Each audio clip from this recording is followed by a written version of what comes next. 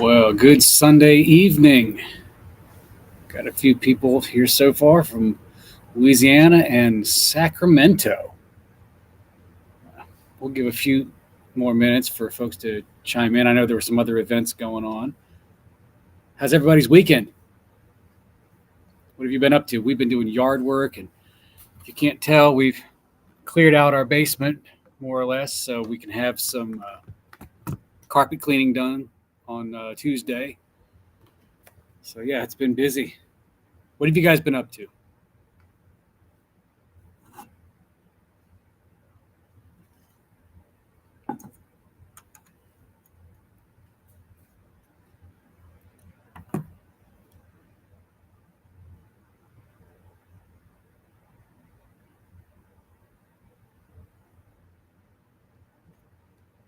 New York City. New York City. Anyone remember that commercial? Was that El Paso salsa? It was funny. I remember that. Heavy rain. Oh, yuck. So are you like in New York City? Like, are you like in Manhattan? Are you like surrounded by buildings and apartments, or are you kind of on the outskirts and have a little bit more mobility? One guy, he lives right there in Manhattan, and he's like, no need for a car, just take transit everywhere, and no lawn to mow, no house to upkeep. They just rent apartments. So all kinds, all kinds of lifestyles. Well, cool. Well, anyone want to start off with some beginner questions or things that you've experienced here this past week that maybe we can cover? We're not going to get into diagnoses or medications or anything like that, but yeah, just what are maybe some things that are top of mind for you that might also help a beginner? Oh, you're from Flush. Okay, so you're in Queens, so you got a backyard, so that's nice. That's always nice. Made meatloaf with a pound of ground meat and half a pound of ground liver. Okay, so you're mixing it up. That's good because liver is extremely nutrient dense, but it's got a unique flavor. Not gonna lie, I've had a few false starts on that, but I'm going to pretty much say I can go as far as like a liver pate. That's about it, or liverwurst. That's kind of where I've, after many false starts, decided I need to kind of draw the line. So use pork panko. Oh, nice. I was told to cut the liver. Yeah, but yeah, liver is so nutrient dense that any amount that you put in is going to always be better. Then it's just to taste. You can't really have too much. I mean, unless you're eating, 3, 4, 5 pounds every single day yourself, you should be fine. Um, yeah, I know some people will take it as almost like a supplement. Julie for a little while was taking pieces of beef liver frozen, cutting it into little pill-sized shapes, and would just eat them, two or three of them at a time, frozen, chase it down like a pill. Duck pate with pork fat. Now there's a company. Oh, what was it? My mother-in-law. She knows we love this stuff, and she every time she orders some, she always gets us a little bit. Let me see if I can pull that up. It's uh, Chapel Hill Farm in Virginia. It's like Berryville, Virginia. I don't know if you guys can see this, but this is the liver pate that she gets for us, and it is the bee's knees, the bomb diggity, and it's actually it tastes really good. It's not real, real coppery. It got that liver, over taste. It's palatable, but they also have things like they have duck pate. They have like a duck prosciutto. So good, so good. Anything that they have that we've tried has been just incredible. And again, it's real meat. It's not processed. It's not GMO from what we can tell. So it's going to be really clean ingredients. Uh, Anyone else have any other unusual meats? I know I saw Coach Misty had posted. She had tried yak and camel and something else, and she said they were really good. I have not tried those, but I'm open to trying almost anything. uh,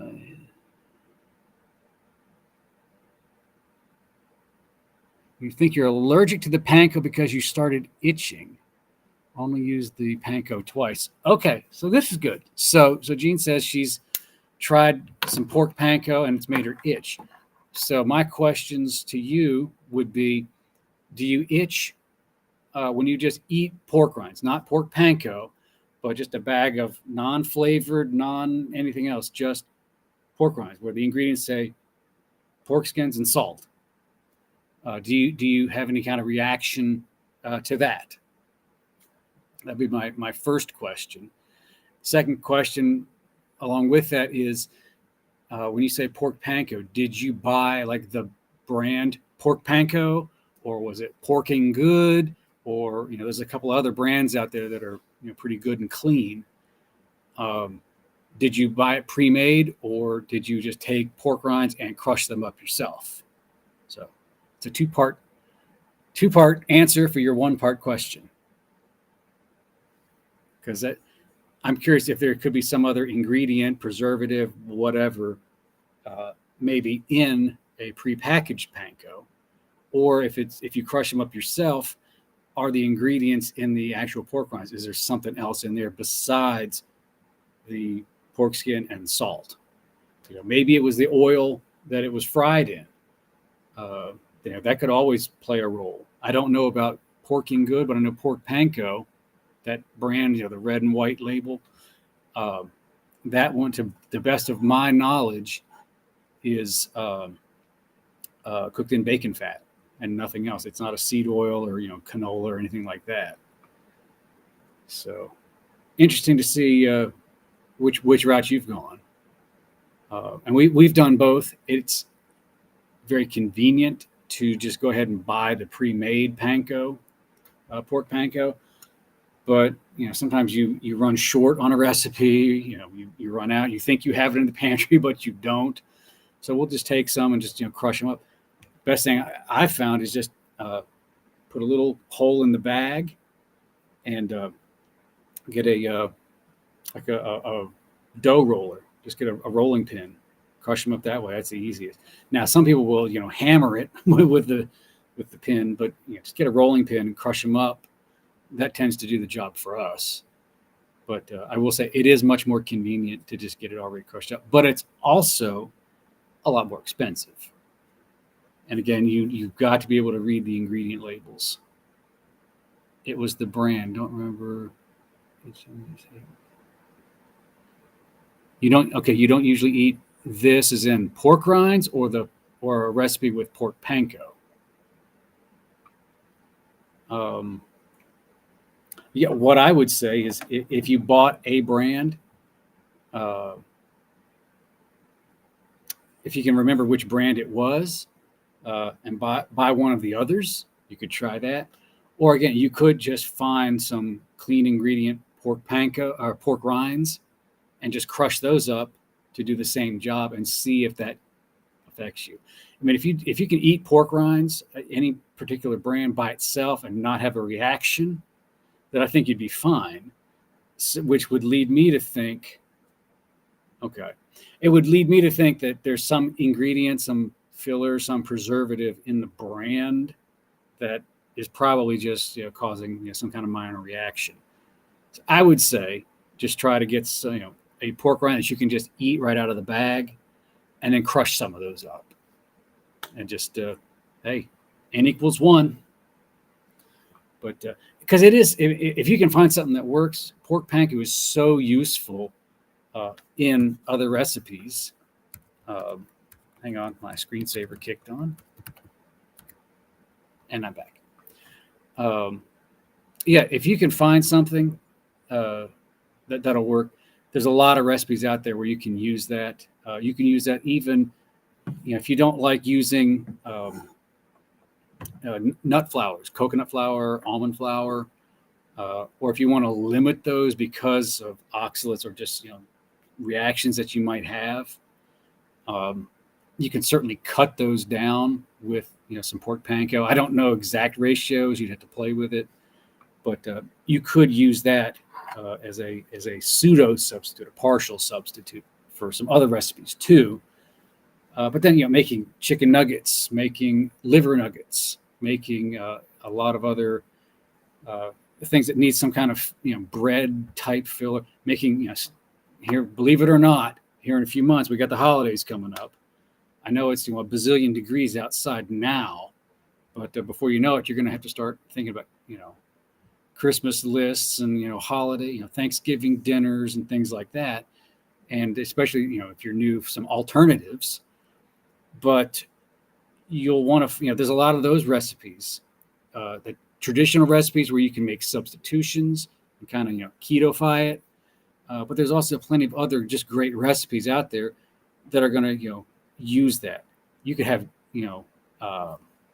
what is it, your green bean casserole. What Thanksgiving? It's incomplete if you don't have some sort of green bean casserole. But instead of using the fried onions, fried in seed oils that are not very healthy for you, you could take pork panko and some spices and maybe even some different cheeses or something. Sprinkle that on top of your green bean casserole, and then bake that, and it gets all crusty and so good. Yeah, but some pork panko is a great solution for that too. Okay, who's hungry? The brand was pork. Okay, yeah. So again, maybe the brand, maybe just try something that you can try and eat and doesn't give you a reaction, and then just go from there. So let's see.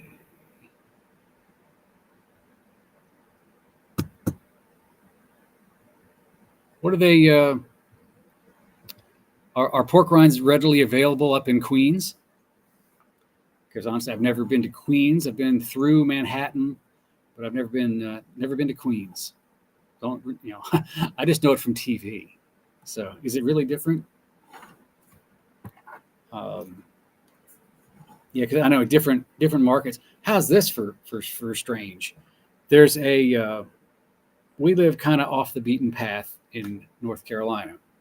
Asheville is a pretty big area, pretty known, and then there's Hickory on the other side of us, and we're kind of in the middle. And those two have Walmart stores that have all whatever, but demographics being what they are, if you're gonna, especially if you're keto and in that proper human diet spectrum, one of the things you can have is with some discretion is yogurt. Unflavored Greek yogurt, full fat, or the highest fat content you can get.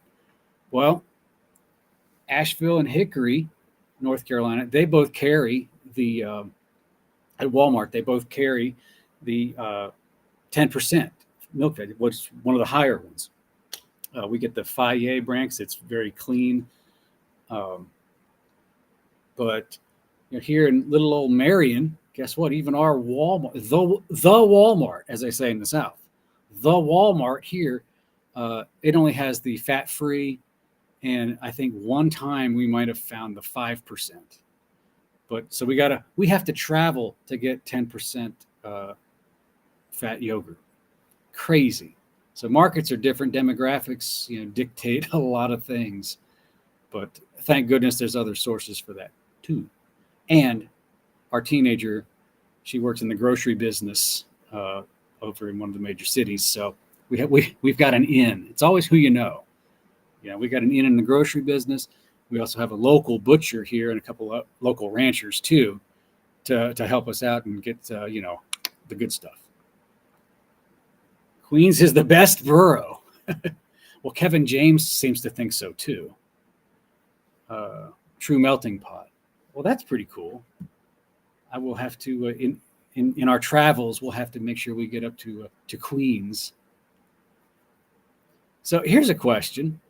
A lot of people talk about, yeah, and like I said, Sunday night's kind of geared for a couple of things: getting your mindset right, kind of clearing out the cobwebs and getting things set for this coming week.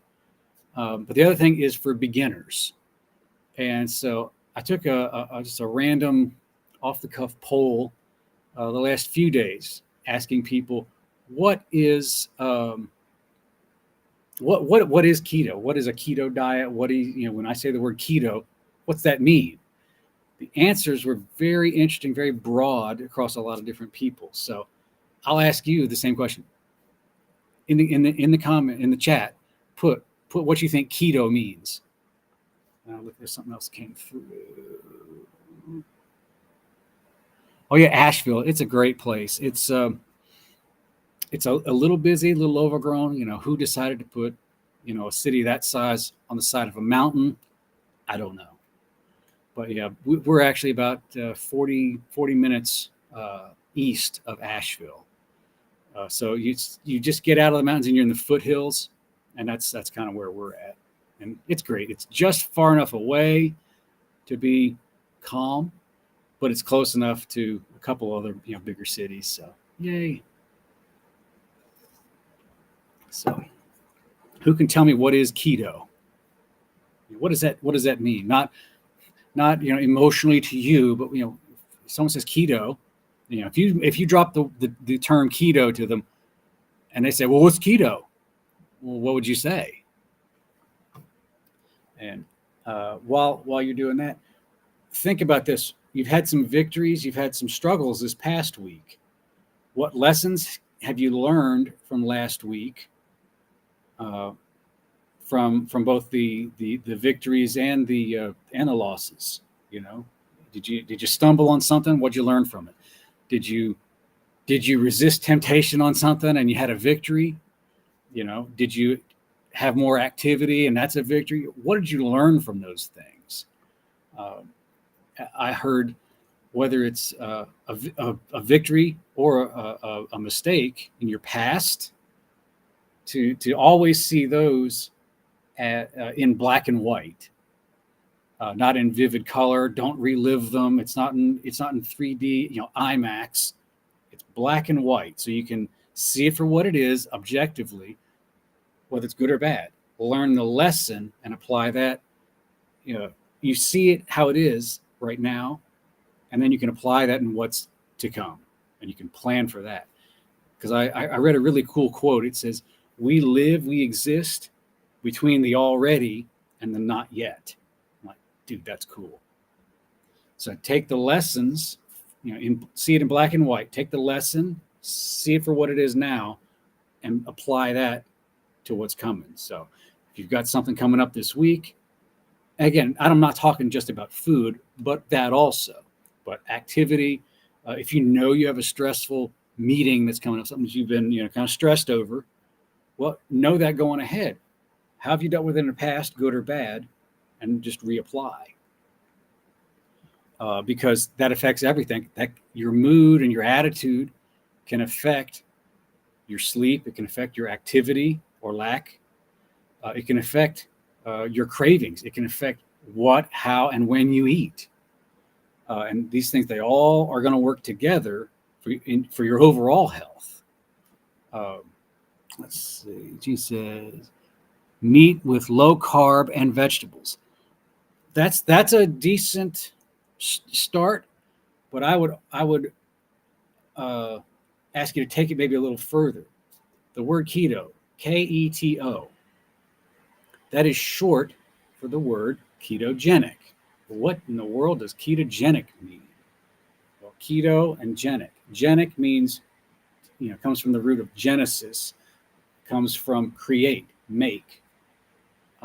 Keto comes from ketones, ketone bodies. So it's a process in your body, a physical process where you generate ketones as an alternative fuel supply, alternative to glucose. Now, why is that important? Well, glucose, carbohydrates of any kind, carbohydrates, starches, grains, they all break down into glucose in order to fuel the body if you're going to be a glucose burner, sugar burner. But along with glucose comes insulin to control your blood sugars, to keep them at decent levels. The challenge with that is ultra processed foods, um, a lot of chemical and breeding manipulation in all everywhere in the food supply will cause things to where your insulin is going to be higher. It's going to spike higher. It's going to last longer. Your pancreas is going to have to keep churning out insulin. And over time, if that happens once, not a big deal. Your body's doing its job. But if that becomes chronic, like it is with over 60% of the American population, and I'm sure most of the world too, standard American diet, standard Western diet is notorious for ultra high processed foods, seed oils, and just an insulin, chronic elevated insulin, which will then lead to insulin resistance. Insulin resistance means that's in the blood. That's what gets the blood takes the glucose and the insulin to the cell. There's insulin receptors on cells, and it's like the gatekeeper. It says, open up, got a delivery for you, got some glucose. But when you're insulin resistant, it's like the cell opens the door, the little peeky hole, little speakeasy, and says, sorry, we're full, go somewhere else. So then it has to go back to the liver and says, oh, well, we got to put this somewhere. We'll store it as fat. And it's going to start in the liver, and then it's going to go to all your other internal organs. And the fat on those is called visceral fat, which is no bueno. That is going to be very detrimental to your health. When you have fatty liver, fatty pancreas, heart, fat around your heart, all of that starts to go. And then you also get what they call subcutaneous fat, pinch an inch. And it's because all of this glucose in your system now has nowhere else to go. So your body says, I got to put it somewhere. Says, I guess the cells can't use it, so we need to store it for a rainy day so we can use it when we need it. And it just keeps going up and up. And it also affects your hunger, so you're going to be more hungry for those carbohydrates, for the ultra high processed stuff. And you're also going to, it's going to make you more hungry. And I just lost it. There's something else I was going to do, but it's not good. It's a downward spiral in rapid fashion.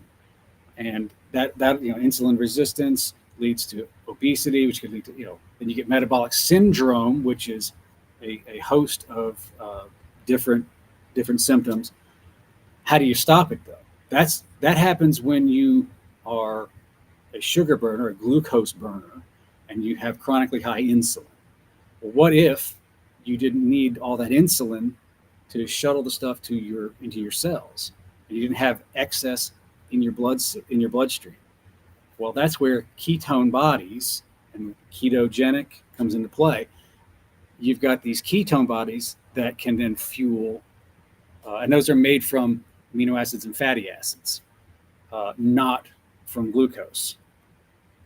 So then you've got a fuel source that your body can use and not have these huge insulin spikes to control the glucose. Now, there's going to be some insulin response to proteins, not to fats. And then there's going to be carbs, trace amounts in just about everything. Even a steak, there's a trace amount in there, but it's trace. So if you are predominantly just using ketones for energy, then guess what? You don't have those insulin spikes, which means your cell can get that fuel. The good stuff can go in, waste products can go out, and you have a very dynamic system on a cellular level of getting fuel in and getting energy out. So that's what ketogenic means in a very, very, very short, brief thing. So think about that as you go throughout your day, as you make food choices. Is this going to, it's not a matter of sugar per se, sugar, starches uh, per se. It's what's that going to do to my insulin. Now, this is also where even no sugar, sugar-free alternatives, you still need to be aware because there's a thing called the cephalic phase insulin response, which means even a sweet taste could tell your body, oh, this is something sweet. We need to produce insulin to handle it. And it's kind of like the endocrine head fake, where, oh, we're getting sugar. Okay, let me crank it up. Oh, it's not actually sugar. So, I'm not sure how detrimental that would be if you do it, here and there, or chronically. I'm not sure what that would be. I need to look. I want to do some more research on that because I'm very curious. But so as you make food choices, just understand what's that going to do to my insulin, and then I'm not going to get into glycemic index versus glycemic load, but there's also going to be things where they could spike your blood sugar, therefore your insulin, and then it come right back down. Then there's going to be other things that will spike it and keep it for a while. But then if you look at proteins and fats, there might be a tiny little insulin response, and then it'll go down, and it won't have a major effect on you at all. So consider that when you are making those choices. Another thing that, managing stress, and I'll wrap up here in a minute. I want to respect people's time, but managing stress, because when you have that fight, flight, or freeze instant response, what's that going to do? It's going to spike your cortisol, spike your adrenals, and that's going to put some glucose, because your body stores glucose. It's going to inject glucose into your bloodstream for that fast energy, so that you can run from that, tiger, that bear that just jumped out and is chasing you now. Then you just, you don't have to outrun the bear, just outrun the guy with you. Ha ha ha. But that, again, that does, spike your insulin, but that's your body working the way it's supposed to. But again, if that's for an acute, sudden, well, you need that burst of energy for survival. That's how it was created. If you have that chronically elevated, you're always stressed to the max all the time, you're generating all that extra cortisol all the time, which means it's going to be injecting it into your bloodstream, which means your blood sugars are going to be elevated, which means your insulin is going to be elevated, which means you're back on that downward spiral again. Control stress the best you can, and you'll be able to keep those at least a little bit more control, keep it, a little bit under control. And you won't see, some people that get so stressed, they'll see weight loss stalls. They'll see some other, conditions. Insulin resistance can be a part of that. So controlling stress is important. So always think about, things like the non-food things of a proper human diet, a proper human lifestyle. Consider those because they all affect each other. So if you find yourself, in a lot of stressful situations, first, if there's a way to not be in those stressful situations, that's good. But sometimes it's reality, it's life. How you handle those, how you can approach those proactively. I would offer, just as what's worked for me has been, as a man of faith, I would say prayer, but I would also say some just quiet time and meditation. Sometimes just general quiet time, but also some focused meditation can do you a lot of good. And there's a lot of things we can do in the meantime to, if someone needs some help with that, we've got some strategies that work on mitigating stress, controlling it, putting emotions in proper perspective, because that affects everything else. Again, it's PhD synergy. It all works together. Self-talk. I mean, we could go down so many different avenues with this. Uh, and then there's diet too, because the diet can affect your mindset and your mood, which can affect how you handle stress, which could affect how you handle how you get good sleep, how you get proper rest, all these, how you can have enough energy to do regular activity. So they all work together. So I would definitely, you know, encourage a holistic approach. And if you need help with that, there's the PhD community. If you need some individualized help, obviously you can reach out, and we do outside of that network, we do offer some one-on-one coaching. Um, so yeah, just keep some of these things in mind as you go throughout this week and any week. And as always, if you need anything, reach out and chat with us, ask us questions. She made a decision not to eat things that are ketovore. Okay, bread. I'm not sure you made so things that some people consider okay on ketovore. You've decided not to eat bread and pancakes, etc. Real quick, if you could just kind of clear that up. I'm a little unclear.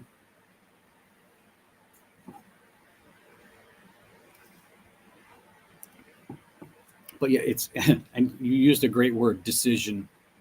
It's never, oh, I just couldn't help myself. Yes, yeah. There's ways you can handle that, but no one's making you do anything. It's always a decision. It's and I think it was Coach Kevin said, even if he says, you know what, I'm going to choose to eat this. I know that this donut is sugar laden and all kinds, the seed oils it was fried in, all this stuff is going to be bad for me, and I know it, but I'm gonna do it. He said, I know it's slow poison, but I'm going to do it this once, and I know there's going to be consequences. Okay, it's in the medical world they call that informed consent. So you're totally aware of what you're doing and the consequences, and then I don't have to live. You got to live with yourself and your decisions. So just make sure that your decisions are correct. Okay, so yeah, you got rid of those things because they're just a little too tempting and you overeat them. Been there, done that. So yeah, get them out of the house. Unless there's other people in the house that do eat them, tell them to put them in a special place where you don't see them. And over time, you'll figure out ways to you'll start to lose the taste for them eventually. But I know it can be tough sometimes when there's people in the house that are eating things that you choose not to, and then they're eating, and you're like, boy, that sure looks good.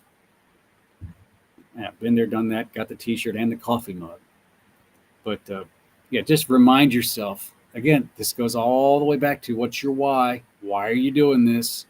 Why did you decide to turn away from a standard American, standard Western diet? Why you say, yeah, I've tried all these other things. You've tried the rest. Now stick with the best, proper human diet. Just remind yourself of why you did that. Me, I want to be around for my wife, for our kids, for our grandkids. You live by yourself? Hey, even easier. Just throw them in the trash. Get rid of them. Donate them. Give them to a food pantry if you got a bunch left over. Just get them out of the house will be the easiest. And that's going to be you making a conscious decision. So you know what? I'm going to choose to get rid of this. And that will build more confidence in hindsight. You'll say in hindsight that's going to build more confidence by making a decision like that than you realize right now. So anyway, I'm a little bit over, but yeah, like I said, we do this every Sunday night just to give folks a chance to kind of mentally reset and ask questions. If you got questions, concerns, just things you're not sure of, hey, throw it out there. We'll see what we can do. If you know someone who's looking at a proper human diet, a ketogenic diet, and they're looking for options on how to get started with that, or they heard this, they heard that, to them, we started out with what is ketogenic diet. if to them it's just a tabloid keto and that's all they're familiar with, but they want to find out more about what it actually is, hey, every Sunday night at 8 Eastern, we're going to be doing this for about 30 minutes or so, taking beginner questions on diet, mindset, rest, and activity, all things PhD. So anyway, gang, I'm going to sign off here, and I got a clean slate of a room because we got the carpet cleaners coming in. So I'm going to turn on some music, and I'm going to get me a nice little workout in. Woohoo! Anyway, guys, I will see you next time.